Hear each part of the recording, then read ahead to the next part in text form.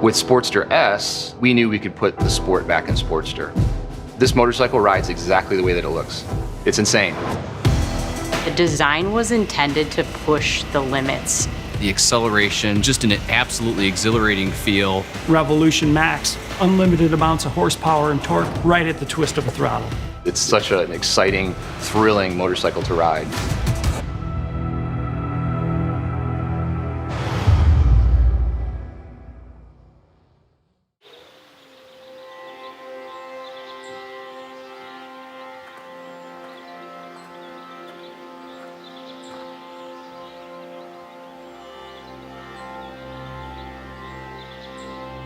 Jochen, I understand that you're in Scotland, and just wanted to welcome you to my country. I hope you have an amazing time there. There are some of the best riding roads in the world in Scotland, and so I hope you've got your Harley with you and that you're going to get some miles done out on the roads. Really have a great time, and welcome to Scotland.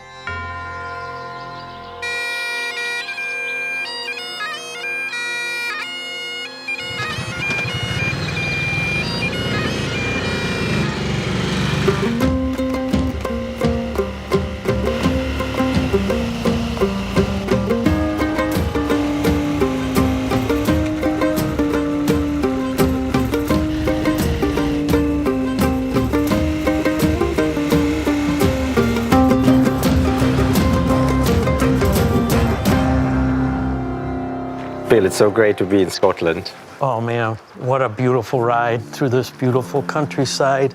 It's amazing to be here, Jochen. This is a pretty awe-inspiring, emotional experience for me. My ancestry is here.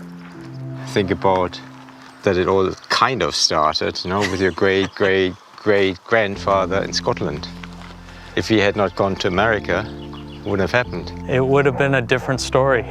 It's a labor of love, the restoration, the fact that they preserved it for riders from all around the world to come and enjoy and spend time here. Pretty awesome. Pilgrimage back to the roots. Heritage is so powerful, and it's really unique to our company, which I'm so proud of. Yeah, well, and it's so great to combine it, you know, going back to the roots and then launching a new bike, which has a whole history on its own. Actually, I was looking at the dates. If you think about it, they left for America in 1857. The first Sportster came to market in 1957, exactly 100 years later. And now we're here over 60 years later and are launching the next Sportster. It's quite extraordinary.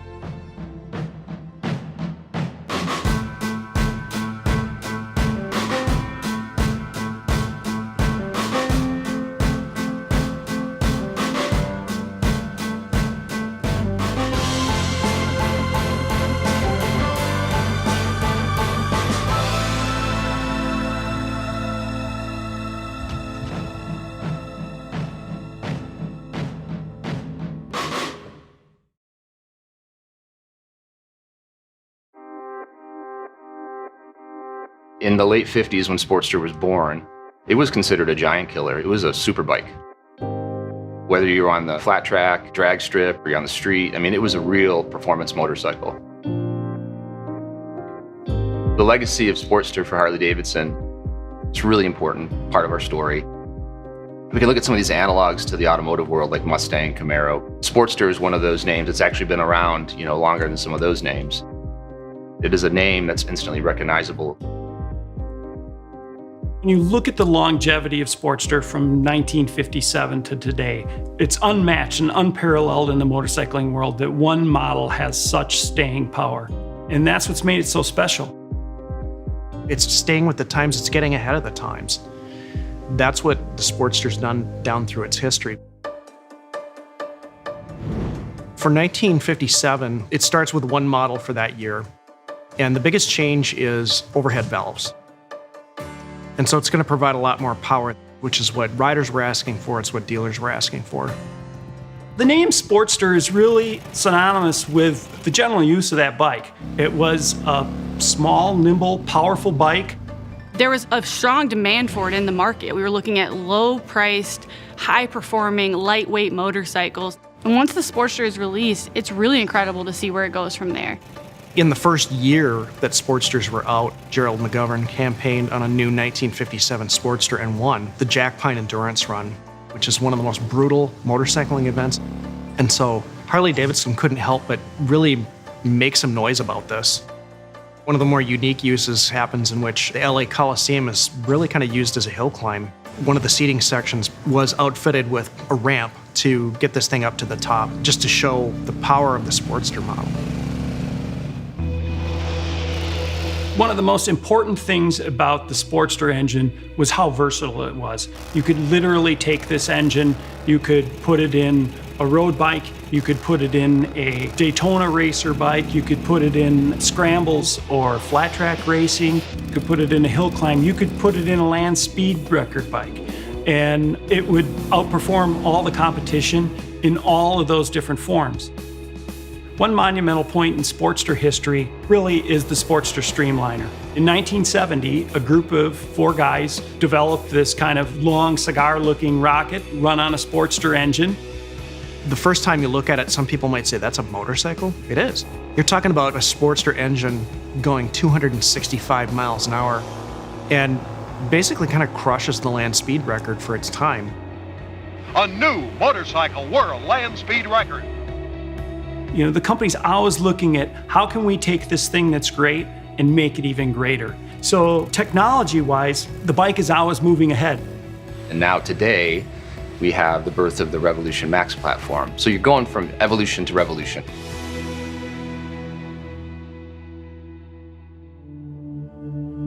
With Sportster S, we knew we could put the sport back in Sportster because it's time.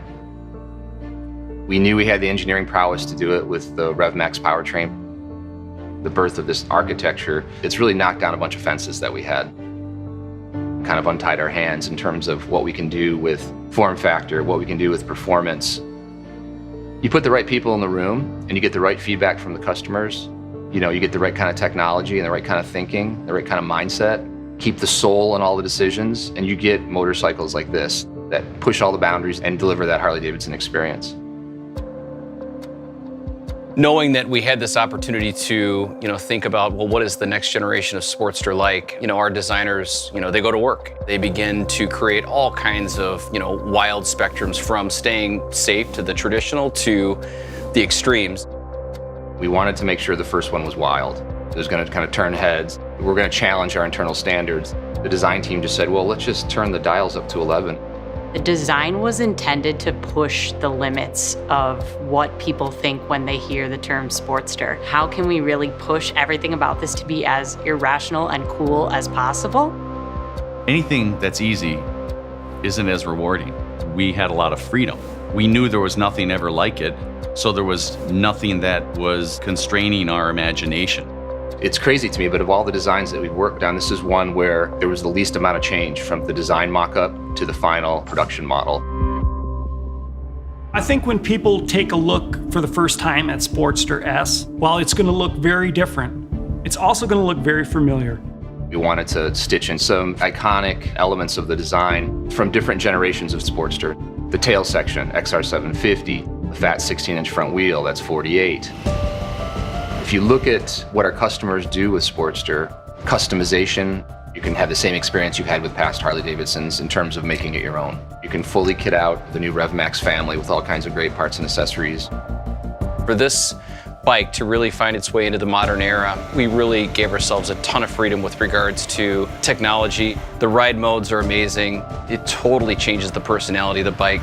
We have this really beautiful 4-inch round TFT display. It's Bluetooth enabled and allows for us to have turn-by-turn navigation and no longer having to worry about the traditional Sportster method of like taping your directions to your tank and trying your best to remember how to get there. But it also has all the upgraded riding safety enhancements. Having cornering enhancement, ABS, allow for a better riding experience. It's just like Sportster should be, and it's completely unlike any other Sportster you've ever ridden.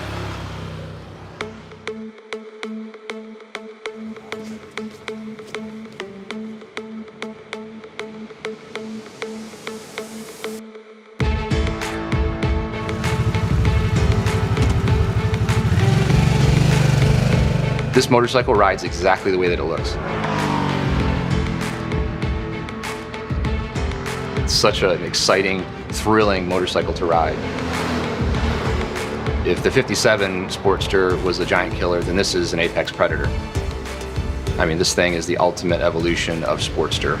This will surprise a lot of people out on the street at just how competitive this motorcycle is in some of these performance metrics. It's just pissed off and ready to wreak havoc. Just an absolutely exhilarating feel. We tuned the delivered performance to be more torque-based. So stoplight to stoplight, you're gonna be able to crank it and beat your buddy to the next one. There's just so much to unpack in terms of what the bike delivers from a performance standpoint. 121 horsepower, 94 foot-pounds of torque, 12-to-1 compression ratio, and a peak RPM of 9,500. 500 pounds, which feels just incredibly light and maneuverable on the road. Every ounce of power is just a whole lot of fun.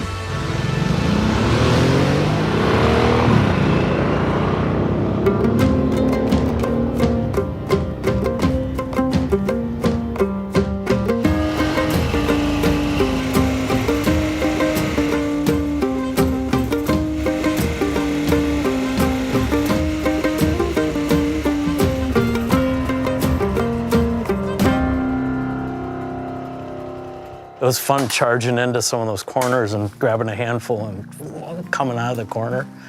Perfect bike for twisted roads of Scotland. Yeah, absolutely. It was fun. I can't wait for people to throw a leg over this bike and really experience the performance that this bike has. It's so agile and it's a real beast. It really is. I mean, just every gear, it's just, there's a surprise waiting for you now. Yeah. You know, when we were riding today, I was reflecting on so much, you know, the heritage, my family, Scotland. But what I'm really reflecting on now, after getting off that motorcycle, is, you know, we're in exciting times for Harley-Davidson, the Revolution Max 1250 and the new Sportster, and what's to come. It's very, very exciting. Well, it was a great day. It was great to experience it with you, the history of your ancestors, a new bike, and I think it's time to have a whiskey now. I love that.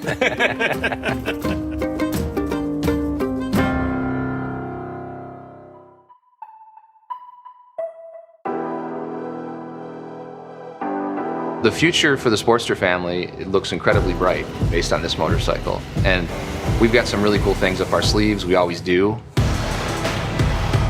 There will be future models that will definitely tap into some of the more classic form factor of Sportster. We're really not adding the next chapter to that story, but we're adding the first chapter to the next book.